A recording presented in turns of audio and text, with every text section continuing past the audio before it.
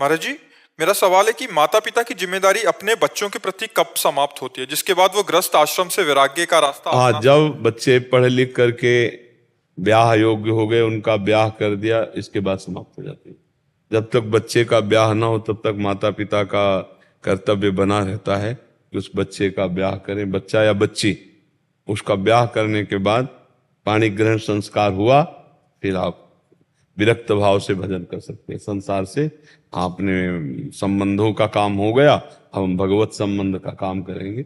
लेकिन जब तक ब्याह नहीं होता तब तक नहीं, तब तक वो कर्तव्य का पालन करना चाहिए। वो भी भगवान की पूजा है, ये भी सृष्टिजनक भगवान की पूजा है। नाम जप करते हुए अपने बच्चों को पढ़ाए लिखाए, उनको स्वस्थ करे, उनके लिए जमीन जायदाद की व्यवस्था करे, ब्याह कर दे, इसके बाद भजन करे।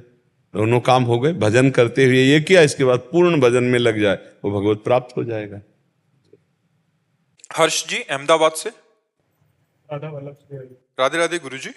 गुरुजी, कभी कभी हमारा मन नाम जप में नहीं लगता है तो हम खुद स्वयं से जोर जोर से नाम जप करने लगते हैं, फिर मन भी शांत हो जाता है। महाराज जी, हमारा प्रश्न है कि हम तो आत्म स्वरूप है और मन से भजन करवा नहीं रहे, तो ये अंतःकरण चतुष्टय में से कौन नाम जप कर रहा है?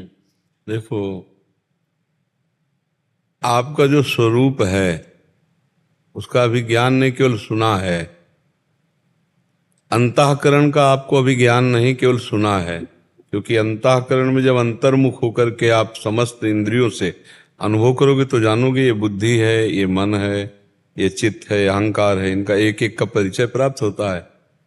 जब तक अंतःकरण विषयाकार है तब तक आत्मस्वरूप निर्विकार होते हुए भी जन्मोगे, मरोगे, दुखो, शोक, चिंता, भय, ये सब व्याप्त रहेगा।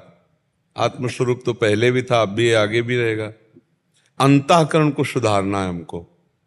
बुद्धि का निश्चय एकमात्र परमात्मा में सुख, मन का निरंतर मनन करना एकमात्र परमात्मा में, चित्त का निरंतर चिंतन करना एकमात्र परमात्मा का, अहम का परमात्मा में पूर्ण समर्पित हो जाना।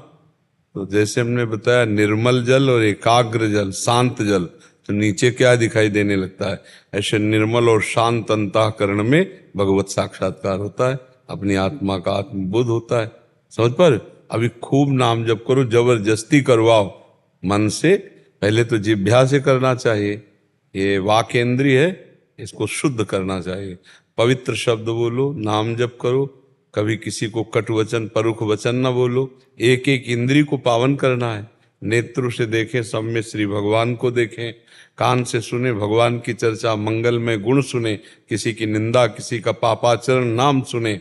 धीरे धीरे हमारी इंद्रियां पावन होगी, अंतःकरण पावन होगा, तो हमें अपने स्वरूप का अपने आप से अनुभव हो जाएगा। बस वही मुक्त हो गया। जैसे भगवान हृदय में बैठे हैं, लेकिन सब दीन दुखी परास्त है माया के द्वारा, क्यों? भजन नहीं है। अगर खूब भजन किया जाए तो अभी भगवान यहाँ हृदय में ही प्रकाशित हो जाए। तो जैसे सूर्य है, इस समय भी सूर्य है और रात में भी सूर्य रहते हैं।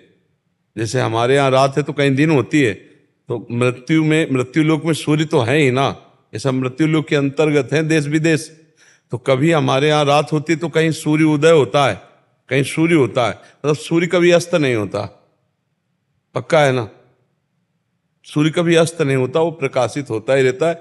हमारे सामने अंधकार है, ऐसे ही हमारे सामने दुख, चिंता, शोक, भय, माया का अंधकार है। भगवान सर्वत्र व्याप्त है, भगवान सर्वत्र व्याप्त है। अब हमको भजन के द्वारा उसको जागृत करना होगा। जो परमात्मा तत्व सोया हुआ है उसे जागृत कर, जे भी जगह तो आनंद का अनुभव हो जाएगा। आप और परमात्मा तत्व दो नहीं रह जाएंगे।